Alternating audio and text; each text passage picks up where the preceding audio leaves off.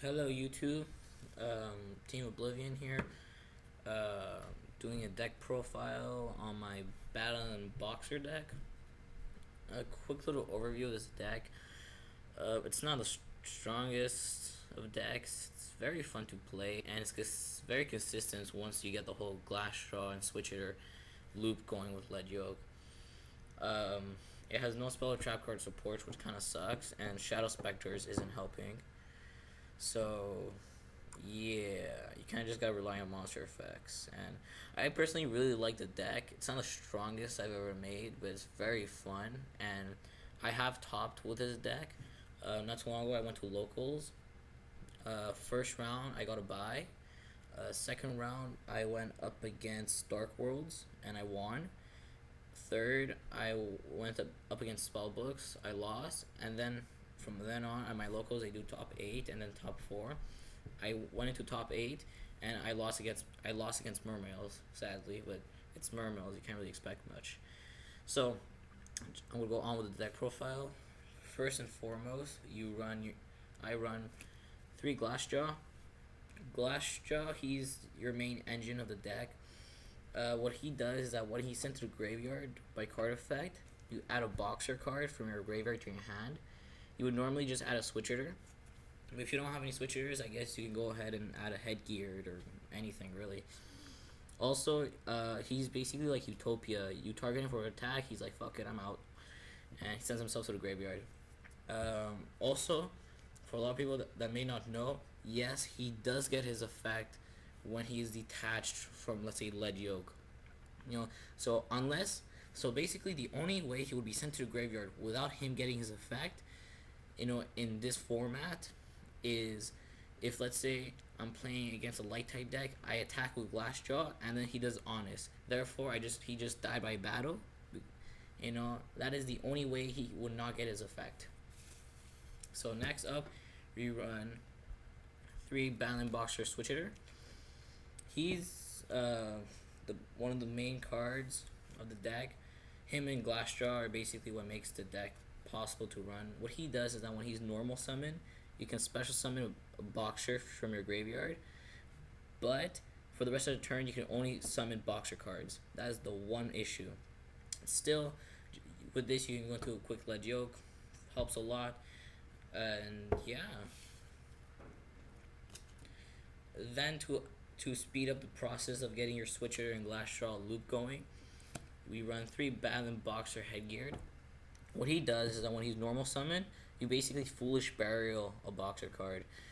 He's really good, and not only that, but he helps stall because once per turn he can't be destroyed by battle when he's in attack mode.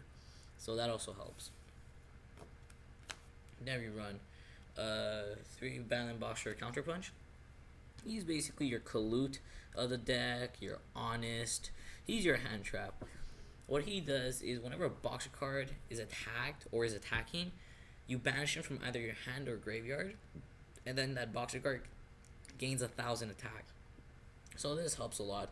I remember this one time I was actually playing against a light ray deck, and he did a Gores, and he would attack me, and then finally, like, he only had like 200 life points left, and I managed to run over his Gores using my counter punch, so that helped. And then the next card I would run 3 of, but I just do. That's 3 battlin boxer spar. This is gonna go down to 2. As soon as I could get a Stardust Dragon out of my Starlight Road. But for now, 3, I guess. I can't really do much. But what he does, he's kind of like a really shitty Boar of the Spear. Basically, his effect is when you control a face-up battlin boxer, he special summons himself. But then you can connect your battle phase for the rest of the turn. But on the other hand, it just says for the rest of the turn, so you could special summon him main phase 2, and then that way you're setting yourself up for the next turn and for potential OTK. And then for the non-boxer cards, I guess there aren't really others to begin with.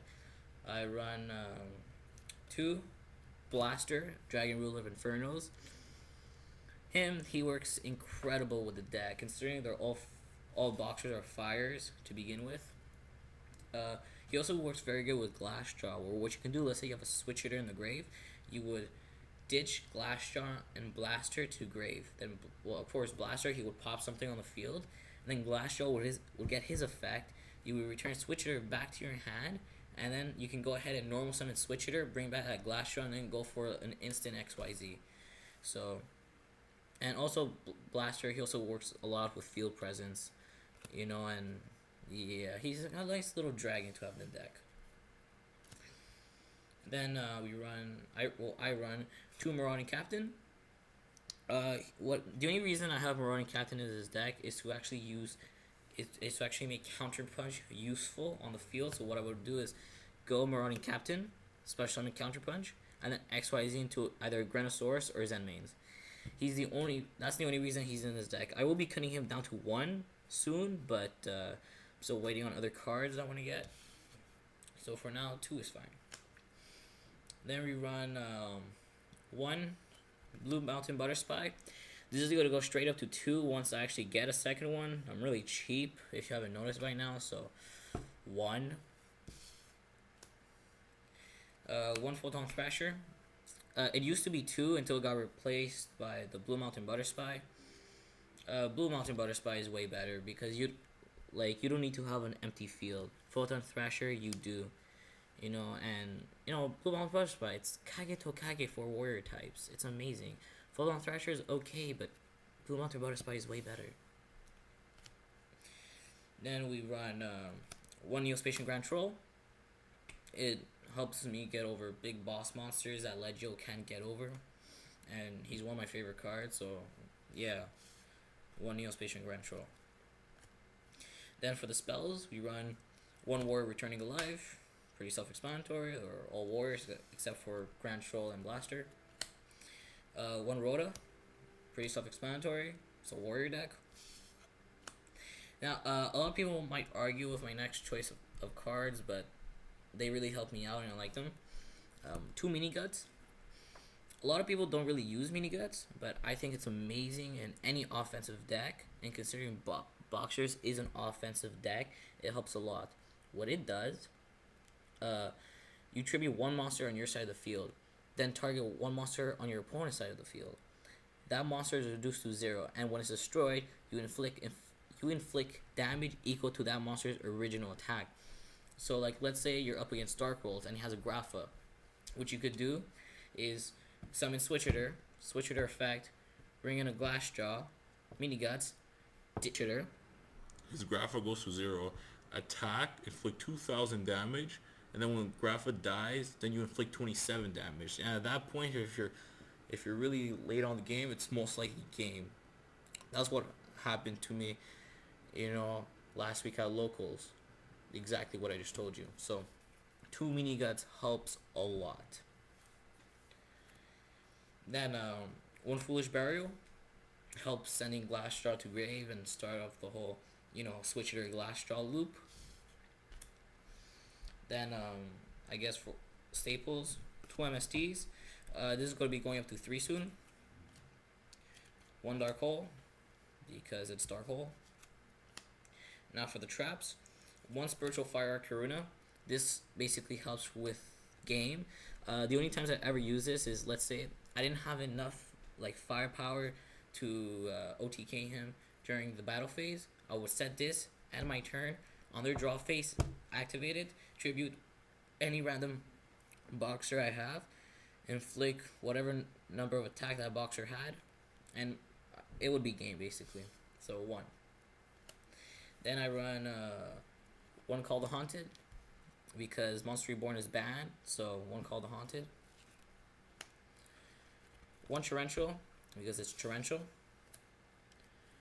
1 Dark Bribe, because it's Dark Bribe. 1 Bottomless, a can, because it's bottomless. And then basically for defense, the generic defense that everybody likes to see and that everybody has: Thrashing Roar, Mirror Force, then the trolley one, Magic Cylinder. And then these are 2 cards that a lot of people might disagree with. First is Scrap Iron Scarecrow. A lot of people don't really run this deck, but this card, but I like it because you know you basically go, okay, you got this. He attacks. Okay, Scrap Iron Scarecrow. I said it again. Next turn he attacks. Scrap Iron Scarecrow. I said it again. Next turn he attacks. Scrap Iron Scarecrow. You know, you just keep on going. You know, you just keep on flipping until he MSDs it. You know, so one Scrap Iron Scarecrow helps a lot. Then for my last trap card, which a lot of people don't like to begin with, but I love it, is one Ordeal of a Traveler. He's the one trap card I put in every deck. If you don't know what it does, basically, whenever your opponent declares an attack, your opponent calls. Your opponent selects one card in your hand, calls monster, spell, or trap. If he calls it right, the attack goes through. If he calls it wrong, his monster is bounced back to his hand. So, and the best part about this card is that this little sign right here, it's continuous. You know, that helps so much. You know, like I've seen Dark World players tremble in fear, you know, because they didn't want their, like, I don't know, let's say their Grapha to be bounced back to your hand because they want to maintain their field presence. So one Ordeal of a Traveler helps a lot. Alright, so that was the main deck. The main deck is about, I'm pretty sure, 40 cards. Now for the extra deck. Obviously, just like any other Battlin Boxer deck, you run 3 Battlin Boxer Lead Yoke. I don't know why you wouldn't run 3. Maybe because you're retarded, you would run 2, but if you're smart, you would run 3.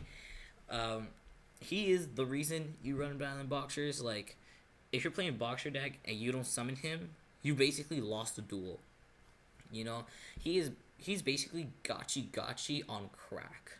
You know, what he does is whenever a Boxer card would be destroyed by either card effects or battle, you can detach a material, and then that Boxer card is safe.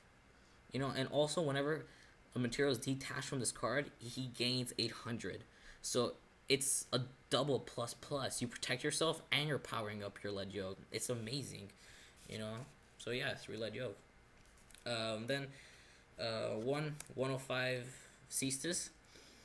I don't really go into him that often. He's kind of just there, you know. You know, basically what he does is during the battle phase, detach 1.